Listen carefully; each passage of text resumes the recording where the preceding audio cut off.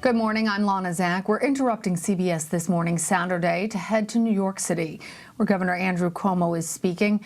The state has been battling several coronavirus hotspots in recent days. Let's take a listen. Before we go through exactly where we are on the numbers, let's take a little bit of a step back if we can. It's important to keep our perspective in this situation. It's been so intense, and it's now been so intense for so long. What we do should be guided by what we've learned through this journey over the past 7 months. COVID has been a step ahead of everything we have done from day one. Literally, we didn't even know that it was here when it arrived. And as a nation, we were just wrong. The White House was pointing to China. It's the China virus, China virus, China virus. It was coming to California. It was coming to the state of Washington. But that's not where it came from. It came from the exact opposite direction. We're looking to the west. It came from the east. It had migrated from China, had gone to Europe, and the virus was coming from Europe, and we had no idea. They talk about, well, we did the China travel ban January 29th. Yeah, that's great, except it didn't come from China. It came from Europe, and there was no European travel ban until March 16th, which means January, February, March, the virus was coming and we never knew it. And that's why when we had that first case, it just exploded because it had been coming for months. Well, nobody knew anything about these viruses. That's not true either.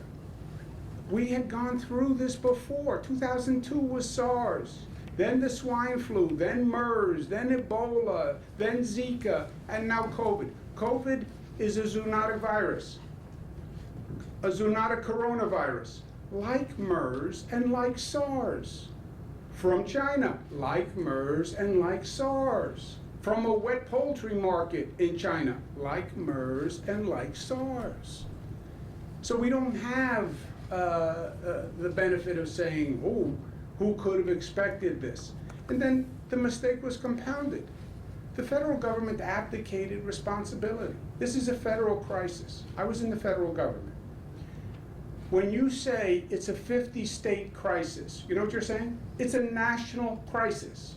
When you have 50 states, by definition, that's national. And that's when the federal government steps in and the federal government takes an active role in the leadership. Here, the White House literally said, it's up to the governors. It's up to the states. Well, if it's a 50-state problem, how is it not a federal problem? And when did states become in charge of handling global health pandemics, right? And when you made the 50 states handle it on their own and frankly compete against each other, we couldn't even get enough masks and gowns going through this. We couldn't do enough testing. Literally, we couldn't get enough Q-tips to do the nasal swabs. Learn those lessons. And the worst mistake is still ongoing. And that was the denial of the problem in the first place. You will never solve a problem you're unwilling to admit.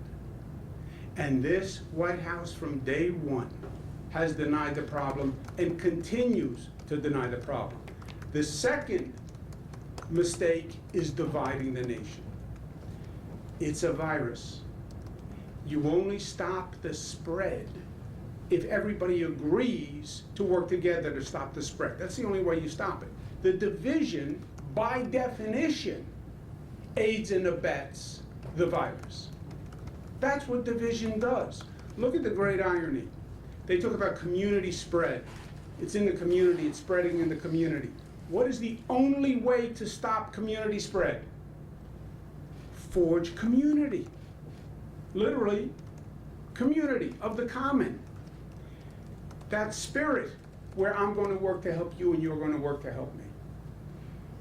The division aids and abets the virus. And it comes down to the mask.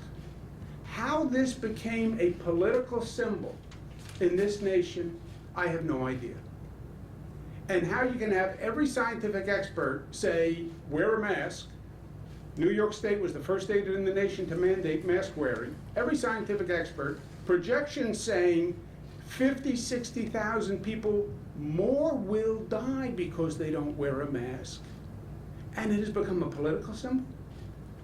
Since when did basic humanity and saving lives become a political issue? Even after over 30 people get infected at the Rose Garden, you still want to say this is a political symbol? Now we're in the fall. The fall is a new phase. Well, it's what does it have to do with the seasons? It actually does have something to do with the seasons.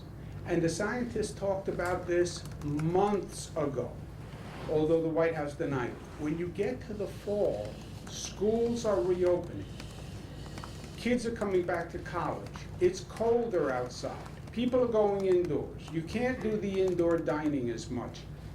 The fall itself has an effect on the spread of the virus. Again, there was denial, and now you're seeing the numbers go up all across the country. Literally all across the country, which causes a problem for us on a parochial level, because people from all across the country come here. And we have states on a quarantine list, and we have people in the airports and questionnaires, but it is an imperfect system. The state protecting its boundaries. So the numbers are going up all across the country. You can't play catch up with a virus. You know who said that? A.J. Parkinson said that. New York, one of the lessons we learned, look ahead and stay ahead, right? It's not checkers, we're playing chess with this virus. Look ahead and stay ahead. The fall, you're going to see an increased viral transmission rate. Fact, and it's happening. Look ahead to the winter, which is going to be the season of the vaccine. Hopefully. Science finds one. But then you're going to have another really difficult, complex government issue. How do you administer the vaccine? But start thinking about it now. For the fall, we are going to deploy what we call a microcluster strategy. Well, there is no such thing as microcluster. You're right. There was no such thing as hotspot either. There was no such thing as a super spreader either, right? These are all post-COVID terminology. There should be a post-COVID dictionary for words that have come up only post-COVID. Microcluster would be in the dictionary, along with the other words. Up until now, what have we been doing? We have been targeting all our actions either on a statewide level, New York State on pause, we closed everything down, or we reopened on a regional level. Regions, downstate, upstate, Western New York, Capital District region. That worked fine, and frankly, it was our only option because we didn't have any more sophistication than that. We now have more sophistication because we've been at it for 7 months. So rather than looking at it on a state level or a regional level or even a county level or even a neighborhood level, we are now going to analyze it on the block by block level. We actually have data that is so specific that we can't show it because it would violate privacy conditions. But we know exactly where the cases are coming from. Okay, so then change the strategy, change the framework, the template from a state to a region to a county down to the actual targeting by the block of the increase in the spread. So this is the Brooklyn zone, okay? The blue dots are actual cases. So if you see the concentration of cases where it's most dense, that became the most specific targeted zone. We call that the red zone. A buffer area around the red zone that still has a density of cases, but not as dense as the center. That's an orange zone, and then a zone around that by density of cases, which is the yellow zone. That is how we are going to target going forward. So there's no more statewide, regional, literally block by block with specific targeting. We said all along, I designed this graphic, nobody liked it, but you know, I'm the governor, so I get 1 out of every 20 slides, even if the people don't like it. You open up the economy, you watch what's happening with the viral transmission rate spread, and if the increased economic activity raises the viral spread too high, start to back off on the valve. But subtle, sophisticated calibrations, not these states that go on, full off, full on, full off. Don't open and close. More sophisticated calibrations off the testing data. This now, microclusters says, and not just turn on the state or calibrate the state. Don't just calibrate the region. Calibrate now just those specific geographic areas. Target it and target your strategy down to that level of activity. It requires more testing, more targeted testing, and then you have to be responsive to the situations in that specific locality with mitigation measures for that specific locality, but it has the advantage of causing less disruption. If you have a problem in Kew Gardens, Queens, and that's your problem, then why affect activity in the rest of Queens, let alone Brooklyn, Bronx, etc., right? So it's much smarter, it's more effective, it's also less disruptive. To make it happen is the trick. You have to have refined detection, which is more targeted testing. You have to have mitigation measures for those areas that reflects why the virus is spreading in those areas, and then you have to do enforcement. That is how this works, and again, the devil is in the execution, not in the details. It's actually in the execution. Almost by definition, if you have a cluster, it means there was a lack of compliance. Almost by definition. If people are following the rules, the virus does not spread. That's good news. That's good news. If people are following the rules, the virus doesn't spread. You look at the situations where the virus spreads. It's always a lack of compliance, frankly, a lack of common sense. Sweet 16 party on Long Island with too many people, bars in the southern tier with too many people, then everybody goes to a funeral with too many people, and it spreads. It's always a lack of compliance. The only answer to a lack of compliance is enforcement. So in these zones, yes, restrictive mitigation, back off on the valve, and then you have to do more enforcement because there was a lack of compliance. Otherwise, the cluster is not a cluster. It didn't exist unless there was a lack of compliance. Now we're talking about microclusters in Orange, Rockland, Queens, Brooklyn. The targeting and the more restrictive targeting is working. For example, you look at this is the Queens zone. In the orange area, in the Queens zone, when we called it a cluster, it was 1.59%. Last week, 1.3%. So far, this past week, 0.4%, okay? The compliance works, enforcement works, and reduction of congregate activity works. Also, you can now move the zone, reshape the zone, take certain areas out of the zone, because we want the less disruption possible, right? The more people can open their business, the more people can go to work, the better. So we can adjust the zone quickly, or the parameters of the zone. If you're at 0.4, frankly, you're in good shape, right? So the number came down, make the adjustment. And we will.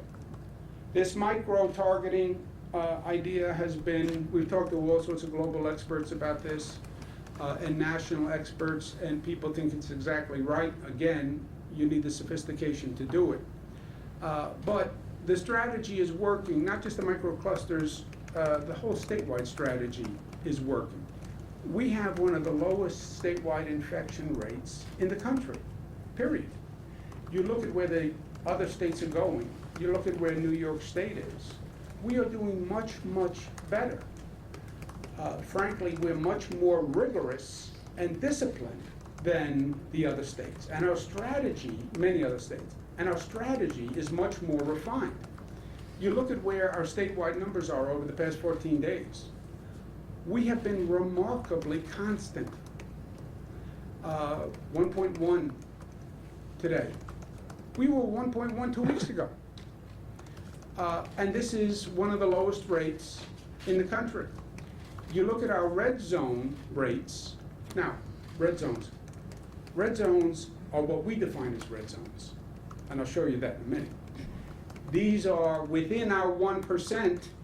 These are our highest cluster areas, right? And they then are red zones because they are our biggest issues. Not absolute big issues, but relative to the state, they're big issues. Brooklyn was 6.6. That's almost 7 times the statewide rate, right? Brooklyn has made some progress, now down to about 4.9. 4.9, the statewide rate is 1. It's still almost 5 times the rate. Queens, 2.39, Rockland 5, Orange 6. Orange was at 24%. 24% is high in any state. That's not just a New York definition. And then you see the other statewide numbers. The New York red zone infection rate is lower than 34 states' overall rate. All right? What we consider a red zone, flashing lights, those infection rates in our worst areas are lower than the overall rate in 34 states. So when we say red zone, these are for us the high concentration areas. And we want to contain that, because if you don't, that's where it's going to spread. Today's numbers, positivity in red zone areas 4.3. Statewide positivity without the red zone 1.02. With the oversample 1.1. We also hit a record number of tests, 160,000 tests, which is the highest level of tests we've ever done. When you're doing that level of tests, think about that, 160,000 tests in one day. Yes, you get down to the block level. And then when you start to see a cluster, you oversample in that cluster, so you get even more data. Statewide hospitalizations is up 11, discharges are actually down. Statewide ICU down 5, statewide intubations up 6, and we lost 9 New Yorkers. They're in our thoughts and prayers. Beginning October 23, movie theaters outside of New York City will be allowed to reopen at 25% capacity with up to 50 people maximum per screen, with up to 50 people per screen. I don't know what that means, 50 people per screen, but it's 50 people. This is outside of New York City. Areas that are below 2% on their 14-day average and have no cluster zones. So this will be Long Island, not New York City, Nassau, Suffolk, Westchester, not Rockland, Orange, not some counties on the southern tier, not Green. Anything else? Schuyler and Cortland fall as well. Schuyler are in the southern tier as well, and Cortland's in the Baltimore College. Okay. This microcluster approach, we're going to continue through the vaccine, because this is not over until the vaccine. The vaccine, depending on who you listen to, and then depending on who you believe, should become available in December or the winter. That's a whole separate topic. But, and I want to speak to this tomorrow and the next day, when is it available? Do people think it's safe? Well, the federal officials say it's safe. All right. Might somebody question that judgment? New York, we're going to have a New York task force review that vaccine when it's ready. And if they recommend to me it's safe, then I'll recommend to the people of the state. How do you administer the vaccines? And let's not make the mistakes that we made in the beginning of this. Well, the states will figure it out. No, the states couldn't figure it out. They couldn't manufacture masks and tests and reagents. It didn't work. This is a massive undertaking. What is the federal government going to actually do besides say, here are the dosages, figure it out? Because that's not going to work. What's the state role? Where are the resources? Where is the funding? And you cannot make the same incompetent mistakes you made at the beginning of COVID. To give you an idea of how the scale of this, all our testing, we do more testing than any state in the nation pro rata, okay? That's why we have all this data. And then we can act on the data. Over 7 months, moving heaven and earth, 300 private labs, more testing pro rata than any other state. How many tests have we done to date when you add it all up? All right? I've done nothing for 7 months except COVID, COVID, COVID. To date, 12 million tests. Wow, that's a lot of tests. It is. Pro rata more than any other place in the country. What do you mean a test? I mean a test. Q-tip, nasal swab, bloop. 12 million. You know how many dosages of vaccines we would have to do? 40 million. 20 million people. And the projection is that the vaccine may require 2 doses. 40 million. If it's only 1 dose, it's 20 million. We only did 12 million tests in 7 days, moving heaven and earth, in 7 months, in heaven and earth, 800 testing sites, thousands of people. And a vaccine is roll up your sleeve, I'm going to put this needle in you, right? Unless they have a different, but it's an intrusive intervention. And you have to administer either 20 or 40 million. It's not as easily said as done. I'm chairman of the National Governors Association. The National Governors Association represents all governors in the state, Democratic governors, Republican governors, tall governors, short governors, funny governors, dry sense of humor governors. We sent a letter to the White House saying we need to know basically who is going to do what. How is this going to work? And we need to know that now, because if you're talking about a vaccine in December, we have what? A matter of weeks to put this operation in place? We can have a plan. The plan is easy. Here's the plan. Vaccinate everyone as soon as you can. Start with the greatest priority, senior citizens, nursing homes, essential workers. That's the plan. Okay, now how do you do it? Yeah, I got the first COVID plan. Everybody wears a mask. Okay, but now I have to get 20 million masks. So this is going to be a real issue, and I don't want to make the same mistake as a nation that we made. Last point, we know how to manage COVID. The doctor told us when he came to the house how to manage a virus when we had it.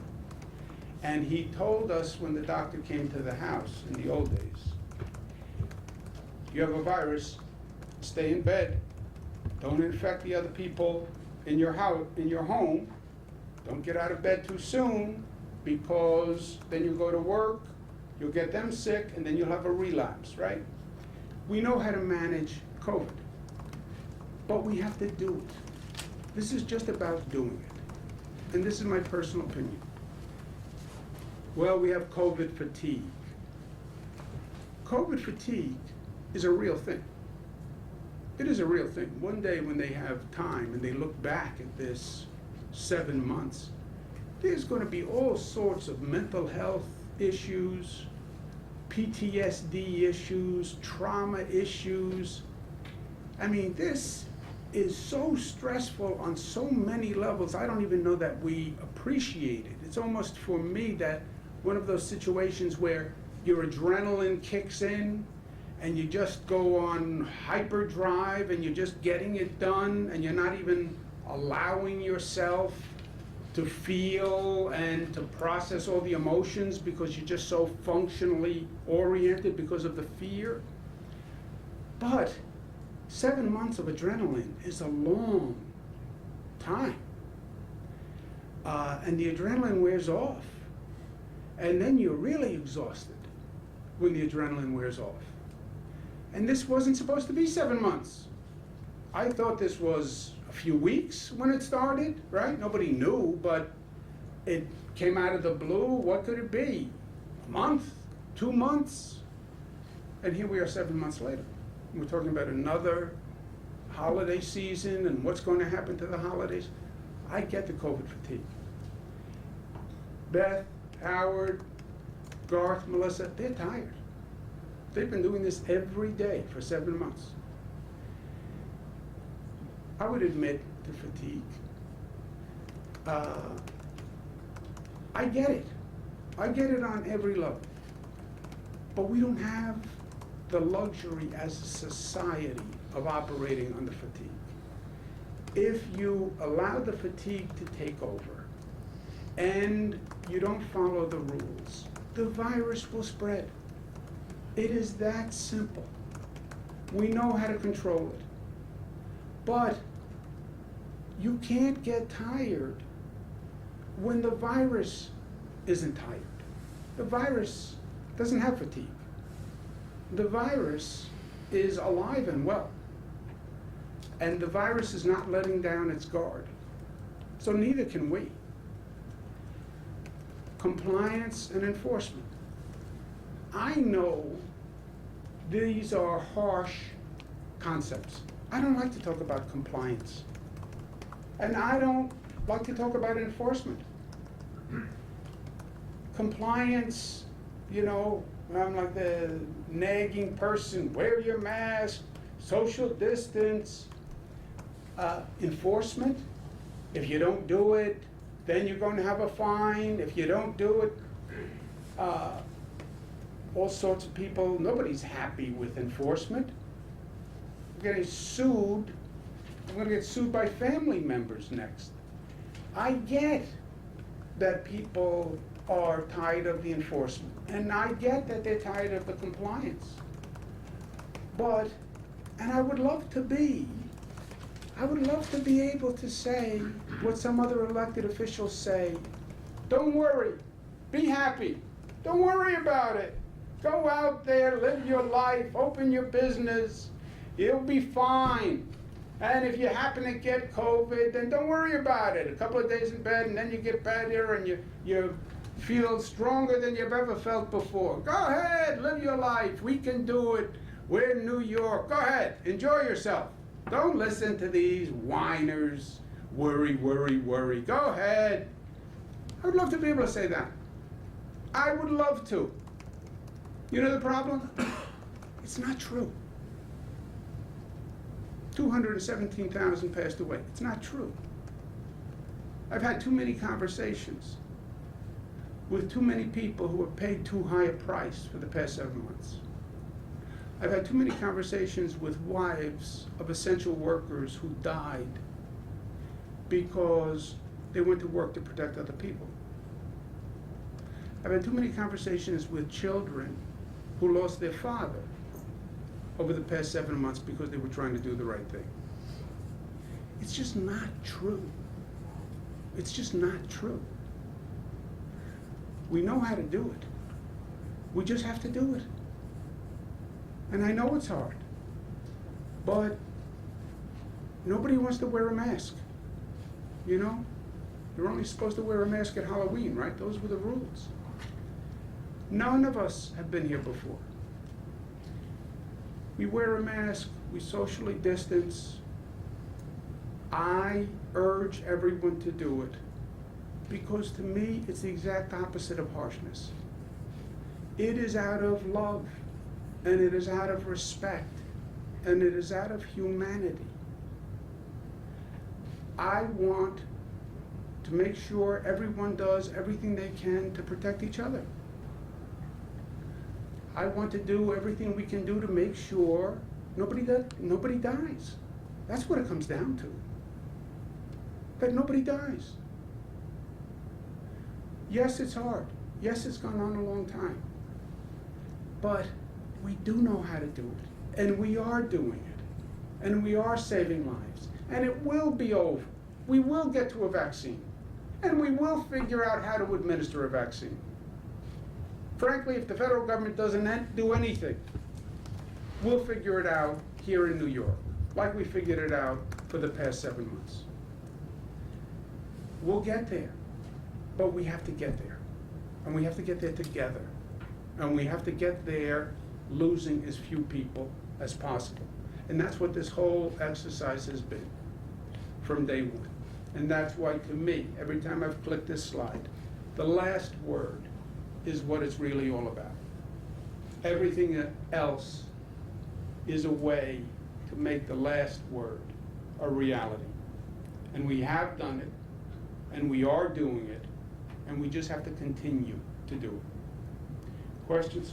Governor, will public health restrictions in these clusters be determined by cluster approach, or will it basically be the same as the various restrictions on social gatherings, religious gatherings, et cetera, that we've seen with these recent clusters in Brooklyn, Rockland, et cetera? You can have clusters, Zach, that have specific, that require specific mitigation measures because they're presenting a specific problem. What's fascinating about this, and Beth is here, she's a lawyer, she's always counseling me about the privacy rules on health. But you can see it so clearly. I mean, when you can look at it block by block, you can tell sometimes there's an activity that is common to that locality that is causing the problem, right? I mean, we've literally, and then you add the contact tracing, we brought it back to Sweet 16 parties, to specific bars, to specific weddings. So if there are specific mitigation measures that make sense for a particular cluster, we would do that. Or you have the more generic congregate gatherings, but they can be targeted to that cluster. That's what's the beauty of it, geographically and programmatically. So you're just drawing a very tight circle, not really circles because they go by the blocks, but you draw a very tight focus, bring it down within that targeted area, and you don't disrupt anyone else in the meantime. Now, this would all be based on the residence of the infected person, right? Yes. Their listed address. So what do you do to mitigate a cluster that, say, person from Brooklyn, person from Queens, Staten Island, all come and work in the same place, become infected, but there isn't an actual cluster, geographically speaking? Well, that's contact tracing. You can find that because you contact trace them back to the place of employment. They'll have a common place of employment, which, by the way, happens very frequently. But are we talking about like just a couple of blocks or large swaths of area? Because if you're talking about like micro-targeting and you're talking about 3 or 4 blocks, I mean, no one lives in a bubble. They can just walk a few blocks and go to an open store there. Yeah, that's why we have the red zone, the orange zone, and the yellow zone precisely for that reason. Because you walk a couple of blocks this way to go to a restaurant, you walk a couple of blocks this way to go shopping. So we have the most intense restrictions, somewhat less, somewhat less. But what about, in terms of like testing and getting that like ramped up, have you thought about working with some of these synagogues in Borough Park and doing testing at those sites? Because Yes. I see that, you know, for the city's testing, there's long lines. You don't see Orthodox Jews in those lines, that they're, you know, maybe it's working with the community to get them tested specifically would be helpful. We do that. We work with civic organizations, religious organizations. We've been working with churches. We've been working with synagogues. We'll go into a church and do testing. If they want us, we'll go into a synagogue. Do you have a point, Melissa? Just to punctuate what the governor was saying, when we're looking at these things and we're able to look at them at the block level in the red zone, and then you've got the orange zone and the yellow zones going out, and so you're able to track whether or not actually at the heart of the cluster, if the cluster is starting to spread. And that's what's really important here. When we're looking at the numbers as of this morning, it looks like it's being successfully contained. So that's a way to know with this new strategy with the microclusters. Is it going into the broader community? Is it not? And that was the importance of doing the rings and then looking at the positivity, not on zip code levels, but on these actual rings around to see if the margins are starting to be infiltrated by the virus or if we're being successful in containment. So When how could we about- see changes to the restrictions? Sorry, Dave. But when could we see changes to these restrictions? When do you think, if the numbers are going down? Goes with the numbers. It's all about the numbers. Just follow the numbers. So as you look at an area block by block, how small do you envision a red zone being? How small could it go? Your block is going to be a problem. But not the one block over. Yeah. No, just your block, but it's talking for different reasons. You can go, well, our data goes finer, frankly, than a geographic zone would work. In other words, you could do a block, but a block is meaningless, right? You walk blocks this way, blocks this way, blocks this. So we can target it down to whatever geographic area makes sense. Is that what you're asking? I'm asking, what do you envision as being the smallest red zone that you'll have in the city? Is it 5 blocks by 5 blocks? It's not a zip code anymore, it's a block or a couple of blocks. But how small does it get? It gets, that's a good question. It gets as small as you want to make it, that is operationally efficient, assuming you have that dense a cluster. You know, that would have to be a very, practically, how do you wind up with a very high concentration in that small an area? It's normally somewhat more dispersed because they're going to the same restaurants or the same church or something else. Governor, at the Kew Gardens cluster, you said the numbers were going down. I remember back in May and June, there were specific metrics and thresholds that were laid out to go on to the next stage. Do we have those thresholds in this microcluster strategy too? We are developing them, but these are so refined that it's more just, you can make a decision by looking at that specific cluster, right? You're right, when we had the phases for regions, we had metrics up so people knew when they were getting close, and it was very transparent, and I thought it was engaging of people, right? You can find out how you're doing relative to everyone else. With this strategy, we don't have those same benchmarks because it's so particular and circumstantial to that cluster. But you do know the numbers are either going up or going down, and you do know the state is at 1%, 2%, 3%. You really don't want to get higher than that. So once Did you have a red- point, Doctor? It also depends on population density. If you have an area where you have some incredibly dense buildings versus a street where the houses are scattered about. And you have a lot of cases in that, suddenly that's a much more relevant area. Anybody So else have a what's point? I'm sorry. It's okay. Hold on one second. Did I violate any laws here, privacy rights? Are they okay? I hate when they tell me afterwards. You just violated some rule. So once a red zone is designated, has there been an increase in testing? Have you guys seen that? There's an increase in testing, increase in enforcement. And people are they going on their own volition, do you think, or is it like an outreach thing? Well, it's always an outreach thing, right? There's no mandatory testing. You don't drag people in. Right. It's increased testing, but it's more the enforcement, because it's almost by definition. If there's a cluster, it means there wasn't compliance. For whatever reason. People don't believe in it, people don't believe in masks, whatever the reason. The only answer to a lack of compliance is enforcement. I understand you don't want to do it. I don't want to do it either.